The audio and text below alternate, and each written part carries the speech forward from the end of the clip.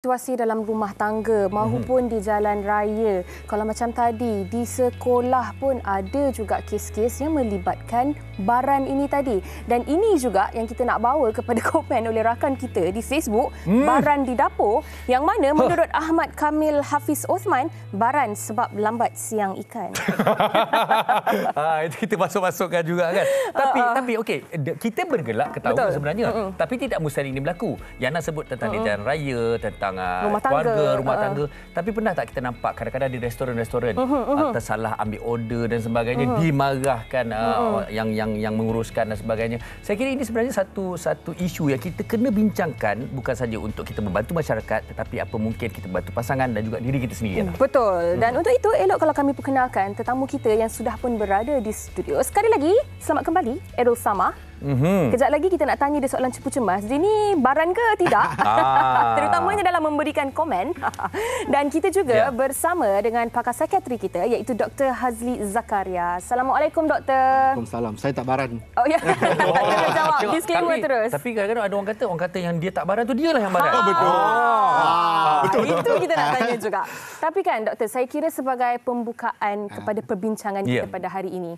Mungkin orang selalu ingat baran dan marah ni sama. Tetapi saya rasa marah tu lain. Betul. Baran tu pula lain. Betul. Mungkin pembukaan ni Doktor boleh ceritakan tentang perbezaan kedua-dua. Sebab itu saya kata tadi, saya tak baran tapi saya boleh marah. Marah itu adalah hak kita. Sebab itu adalah salah satu perasaan, emosi kan. Jadi kalau kita tak tahu marah, itu pun ada masalah tu. Sebab marah itu ada maknanya. Tetapi baran itu marah yang berlebihan. Baran itu, orang itu senang cepat marah. Cepat naik darah, melenting senang, dan marah itu berlebihan dan keterlaluan. Dan dia ada unsur-unsur kekerasan dan keganasan. Sama ada dalam bentuk fizikal, kadang-kadang dalam bentuk perkataan, verbal, kan? Tadi yang tanya, perempuan boleh baran ke tak? Amboi, kalau dia bela, baran dia tu tak semestinya pinggan mangkuk, bukan ikan yang dilemparkan. Tetapi perkataan-perkataan yang tajam. Betul. Kadang-kadang perkataan itu boleh lebih melukakan daripada kena itu. Perbuatan. Jadi sebab baran itu yang tak patut berlaku kerana dia ada unsur-unsur keganasan, kekerasan, violence. Marah okey. Jadi itu yang boleh membezakan. Baik, maaf saya mencelah. Doktor, sedikit lagi. Adakah baran ni juga kita boleh kaitkan dengan habit? Bila dia terlalu suka marah, lama-lama dia jadi kebiasaan, dia jadi kebiasaan, lepas tu dia jadi baran. Kalau kita tengok orang yang baran ini kan, kenapa mereka terus menjadi orang yang baran, panas baran ini? Kerana dengan baran dia itu, dia selalu dapat apa yang dia nak. Jadi dia sentiasa dapat. Walaupun dia dapat itu dengan cara yang membuatkan orang sekeliling tak selesa. Dan mereka mungkin rasa ini tak patut. Tetapi untuk mengelakkan daripada baran itu terus menjadi lebih kuat, orang sekeliling akan ikut saja. Jadi mereka sentiasa dapat. Sebab itulah lama-lama apabila benda itu berlaku berterusan, dia menjadi satu habit yang sukar untuk kita berhentikan. Okey, baik. Sebenarnya baran ni pula boleh dikatakan macam barah lah. Kalau tak diubati, lama-lama dia akan jadi lagi teruk. Tapi bezanya Yana, barah tu orang tu yang merasai. Baran ini orang sekeliling yang kena tempiasnya. Baik. Tapi dah menjawab soalan Yana tu. Perempuan pun ada juga yang marah. Tapi cara berbeza. Cara berbeza. Okey, kita ada satu soalan ni Yana. Nanti kita akan kongsikan bersama doktor. Tapi nak tanya Errol jugalah. Okey, Errol sebagai raja komen. Wah. Bukanlah, kita nak tanya juga dalam panas baran ni, kalau kita lihat di situasi secara berdepan pun kita dapat lihat memang sangat jelas. Tapi Errol yang banyak berada di dalam alam media sosial ni, boleh mengesan ataupun ada terjumpa tak orang-orang yang baran ni? Atau macam mana kita nak tahu di baran? Ada nama yang sama, kadang-kadang asyik dia je mesti marah. Nama dia je mesti marah.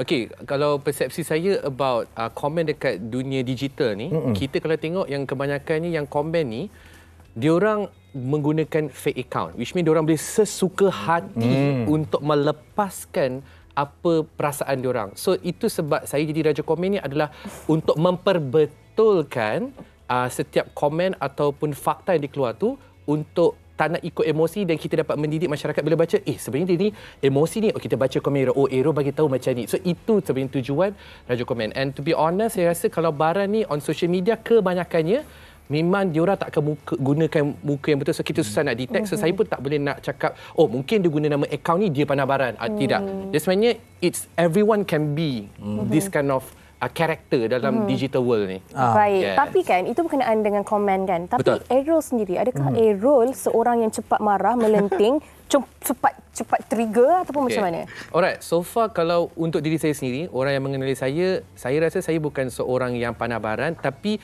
tipu kalau kita tak ada time yang kita akan marah. Sebab kita manusia. Kita manusia, betul.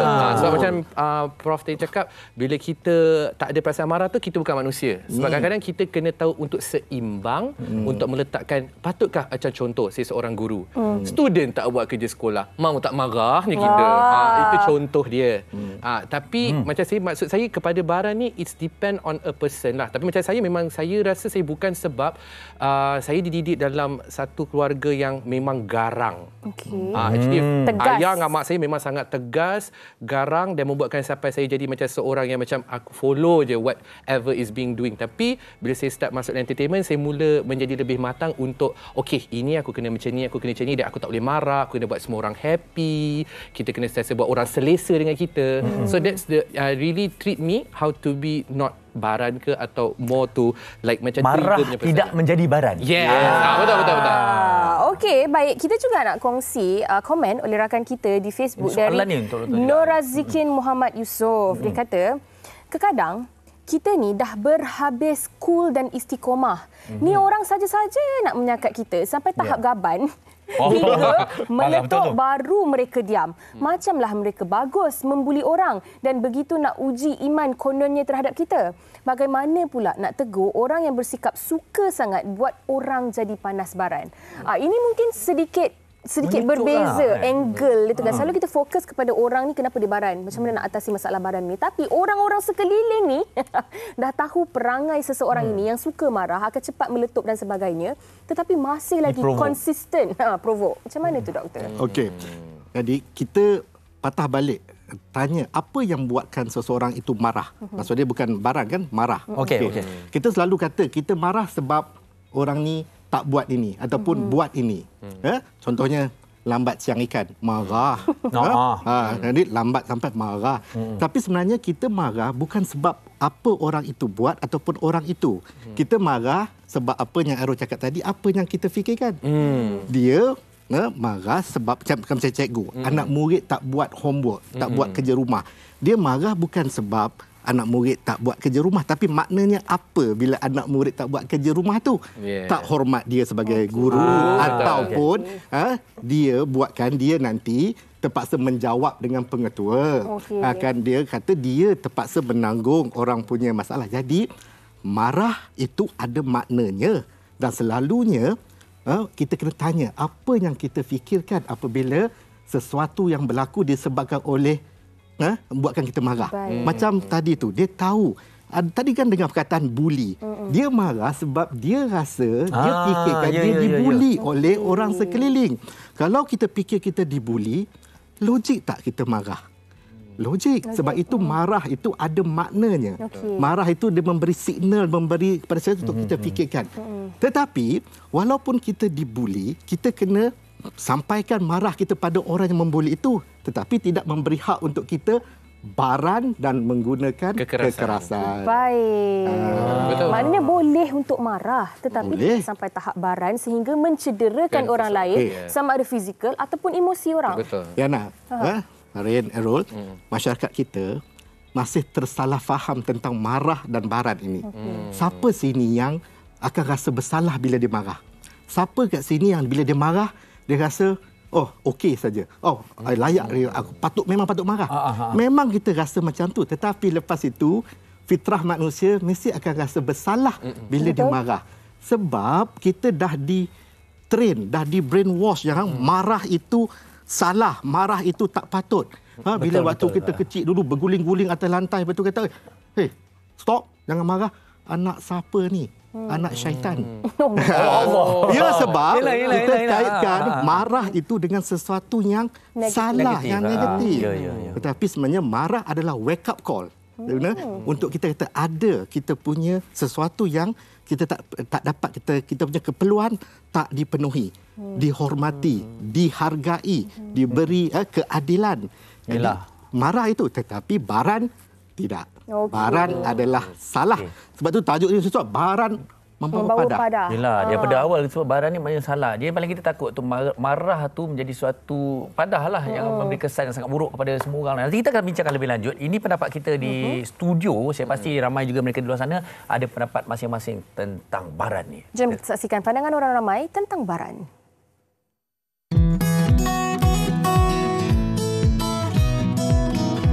Actually akak pun orang yang baran. Baran ni dia macam terlampau rasa fikir sangat. Bila kita rasa nak sesuatu tu orang ikut cara kita, bila orang tak ikut kita mulalah baran. Buat masa memang pernah lah berhadapan dengan orang yang baran tu. So cara kita untuk mengatasi itu macam kalau orang baran ni kita jangan lawan lah. So macam kalau dia nak marah, biarkan dia marah. So kita akan diamkan diri kita dulu. Personally tak pernah, tapi I have friends yang cerita pasal normally diorang punya domestic situations lah. Ada husband diorang yang suka cursing kat rumah, guna perkataan kasar. Tapi alhamdulillah I personally tak pernah lagi lah. Saya pernah jumpa dengan orang yang baran, tapi biasanya saya akan step down dulu, control situation dululah. Kita pun kalau dah nampak orang yang baran macam tu, melenting, jadi better kita keep quiet lah. Kalau berhadapan ada saya pernah. Bila dia terlalu agresif kan? Sebab saya sendiri pun memang pandai baran. Jadi bila dia agresif, bila saya pun juga lebih kurang boleh akan jadi agresif juga. Saya melawan juga. Melawan. So lepas melawan tu cepat-cepat lari lah. Kalau tak saya rasa dah habis lah, tak bertukar kot. Sebab pandai baran ni dia boleh bawa kepada yang lebih mudarat lagi. Bila akak tu kata dia pandai baran, nampak urat dia tu nak terkeluar dekat dahi dia tu. Tapi yang bagus dia sedar. Betul. Dan dia mengaku. Dia mengaku dan saya pasti beliau mencari jalan juga bagaimana nak menguruskan tu. Betul. Tapi kan sebelum kita tanya kepada Dr. Hazli berkaitan dengan apa yang dikongsikan oleh rakan-rakan kita tadi tu kan, saya nak tanya dulu kepada Errol. Errol pernah tak berhadapan dengan situasi yang mana orang ni memang Errol tahu sikap panas barannya. Bagaimana Errol orang kata handle orang yang panas baran ni? Okay, so basically saya pernah lalui, masa tu saya pernah buat satu show dan saya tak tahu individu ni dia ada satu benda yang bila kita cakap tu boleh buat dia di-trigger. So waktu tu saya memang tak tahu sebab nampak daripada jumpa 2-3 hari ni memang macam okey macam kita biasa. Jadi macam, dia jadi macam tiba angin. Saya macam okey, tapi sebab saya rasa abang saya nombor 2 sebenarnya. Nombor 2. Dia pun pandai baran juga sebenarnya. Tapi saya belajar how to trigger kalau kita berjumpa dengan orang pandai baran ni. Nasihat saya yang pertama, jangan tambah minyak. Tambah minyak tu which mean kau dah tahu dia tengah marah, kau cool down, relax, chill. Jangan macam tambah minyak, tambah api, dia akan jadi meletup. So kita jalan terbaik, diam. Yang kedua, bila dia tengah marah, jangan tengok mata. Itu yang saya rasa on-site saya, apa yang saya buat. Sebab bila kita tengok mata, dia akan jadi trigger dan dia akan jadi lagi tense. Jadi kita kena kuis-kuis kaki, main bucu-bucu. Tengok siling. Tengok siling kira bintang. So apa yang saya buat adalah untuk saya bila cakap, saya akan cuba tone down suara saya. Sebab bila orang pandai baran ni, kita cakap jangan tambah minyak, jangan marah. Sebab bila marah dia akan melawan balik. So saya akan cakap, okey, aku faham. Saya salahkan diri saya. Sebab macam saya pun bila saya tahu orang tu baran, sebab saya ada pengalaman abang saya sendiri. Mengalah lah. Sebab saya pernah kena dulu teruk ke bergaduh kan. So bila saya belajar balik, okay, this thing cannot be repeat again. So saya cuba guna teknik apa yang saya pernah lalui adalah dengan diam dan cakap lembut. Sebab orang tengah marah ni, kita lembut, dia akan baik juga. Dia akan lentur juga. Sebab tu saya cakap jangan, malah marah, dia akan... Tapi, jangan api dengan api. Awak layan, tapi awak tak suka kan sebenarnya kan dia macam tu. Dia macam ni lah. Dia macam ni bang, dia macam ni. Kita suka tak suka, kita kena jaga. Sebab saya pun, especially on that moment, sebab saya orang kenal. Takkanlah aku nak bergaduh kan tak pasal-pasal besok viral ke. So kita kena fikir on the other side. So kita kena berfikir juga. So yang ketiga pada saya bila nak buat satu benda tu kena fikir supaya dia tak boleh mencedera, macam boleh melakukan satu benda yang memudaratkan society tu. Baik. Tapi satu benda yang Airul tak buat tu. Apa dia? Memang marah tu rukiahkan dia. Bang, orang tengah marah bang, tak terfikir rukiah bang. Kita dah macam, especially orang ni yang kita tak expect. Yang saya cakap ni kita tak expect. Nampak, dia ni lemah lembut baik. Dia tiba, dia macam tiba pelakon terbaik Malaysia. Adakah orang yang dimaksudkan itu seorang wanita? Okey. Yang saya nak tanya. Ya bang. Salah siapa? Alamak. Ada cuma nak promote lagu je. Mungkin ini salahku.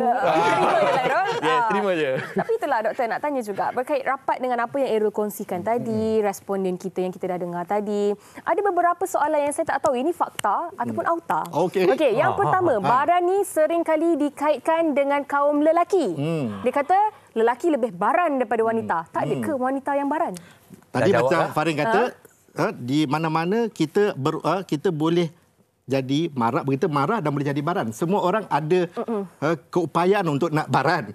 Sama ada lelaki atau perempuan. Bezanya, cara barannya itu tak sama. Lelaki barannya melibatkan fizikal.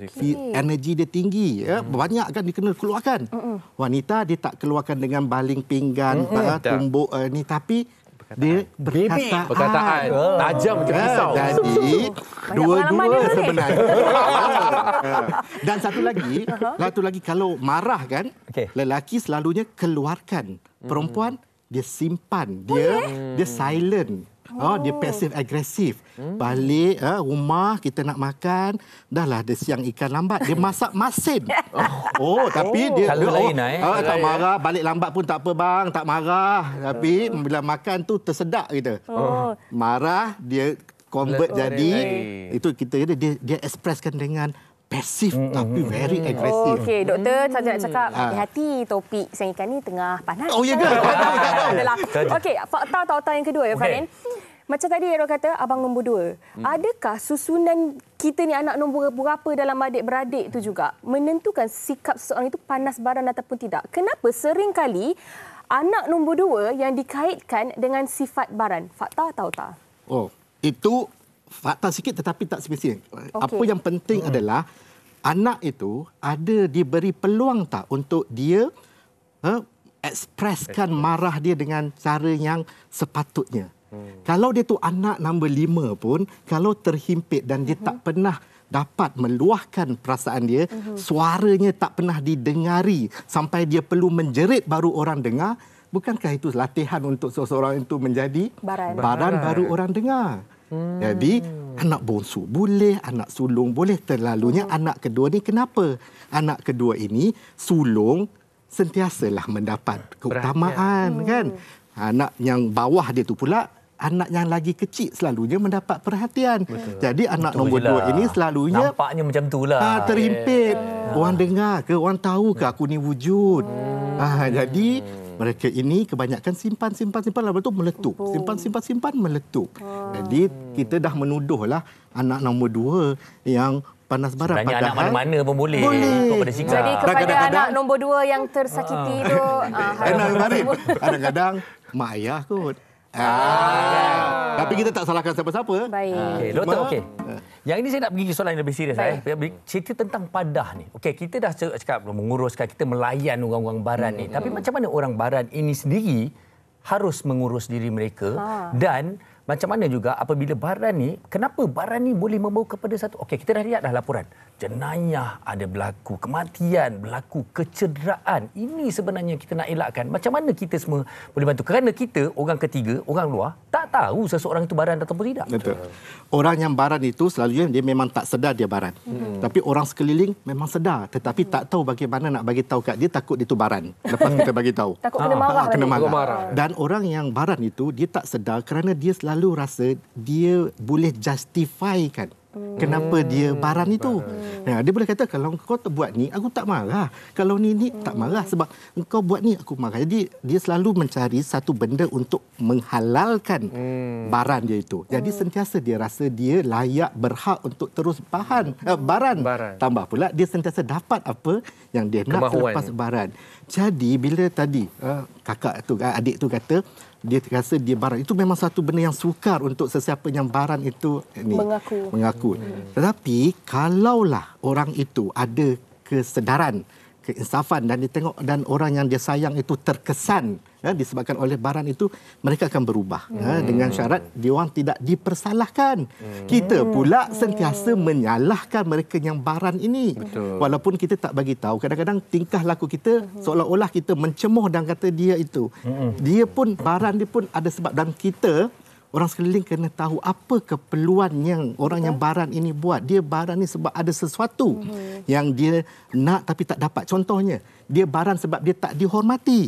Dia baran sebab dia tak dihargai. Jadi, kalau kita tahu itu keperluan dia, kita bagilah. Tapi doktor, dia kena urus diri dia. Betul. Adakah orang baran ni juga berkaitan juga dengan penyakit mental? Ada kaitan tak?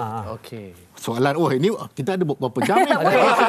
Ujung-ujung kita sentuh juga ni. Memang, kita ini sesuatu, walaupun tak ada penyakit mental, tapi kita tahu mereka ini pasti tidak mempunyai kesihatan mental yang sihat. Maksud dia, dan kita pasti dia menyebabkan orang sekeliling mungkin mempunyai kesihatan yang akan ada problem dengan kesihatan mental sebab terpaksa orang kata kita nak hidup dengan mereka yang macam ini kan. Sampai kata dah jadi satu normalisasi. Sampaikan orang yang sentiasa hidup dengan mereka yang baran ni tak sedar yang mereka hidup dengan orang yang baran. Jadi adakah kadang-kadang ada penyakit mental, contohnya saya bagilah contoh bipolar. Apabila dalam keadaan tak dikontrol, dia boleh emosinya senang. Dan ada yang sekarang dia tu impulsif, maksudnya dia tak boleh kawal. Selalu terbabas. Tak belum nak fikir terus sembuh dulu. Dia ada unsur-unsur impulsif kat situ. Dan dia juga ada unsur-unsur mereka yang tengah depres, kemurungan.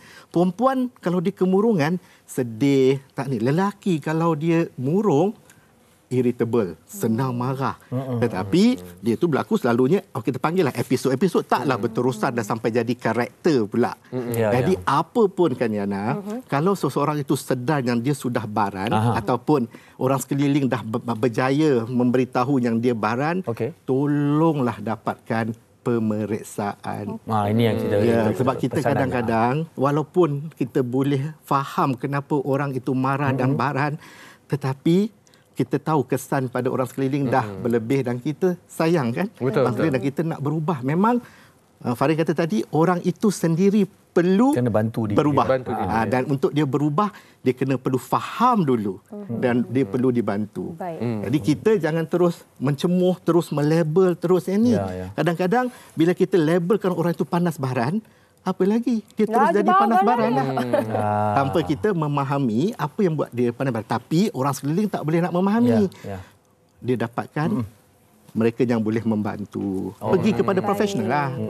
Okey, Errol, kata-kata daripada Errol, pesanan Errol yang tidak baran ini. Bagaimana kita nak menjadikan dunia ini harmoni dan juga kita saling bantu dan memahami. Okey, so far saya sebagai seorang yang selalu komen, apa yang sebenarnya nasihat, kalau boleh on society, kita cuba bantu dengan kata-kata yang lebih baik. Untuk kalau kita tahu contoh orang ni seorang yang baran, kita jangan, macam saya kata tadi, jangan tambah minyak. Kita cuba bantu dengan cara kita bercakap tu, atau maybe social way tu in the good way. Sebab pada saya, setiap apa yang berlaku tu, it also reflect to ourselves. Sebab pada saya selalu pegang mak saya selalu cakap, bila kita berkawan, itulah kita. Cermin, kawan tu cerminkan diri kita. Sebab itu saya selalu nasihat diri saya juga, kalau saya tahu orang tu baran ataupun kita memang kena bekerja, especially in our industry, kita kena memahami dan kita membantu juga mereka. Jangan tambah minyak, kita bantu apa yang kita boleh bagi dia supaya jadi lebih baik di masa akan datang. Baik. Sebenarnya banyak lagi kalau nak sembang tentang baran ni, banyak lagi kita ambil tahu, tetapi nampaknya kita berakhir di sini saja. Yana. Terima kasih kepada Errol Samar dan juga kepada Dr. Hazli. Jadi kan doktor kena kenal pasti diri itu baran ataupun tidak dan ambil tindakan. Dan bertanya dengan orang sekeliling. Betul. Kau rasa aku baran ke? Tapi janganlah buat macam Macam tadi kan sampai kita menunggu jawapan tu sampai dia kata kalau jawapan salah habislah. Betul. Kena bersifat terbuka. Okay. Baik, terima kasih sekali lagi kepada Dr. Hazli Zakaria, kepada Errol Sama. Apa sahaja kebaikan yang kita dapat daripada perbincangan pada hari ini, harap-harapnya sampailah kepada orang-orang yang mungkin berada dalam situasi panas baran.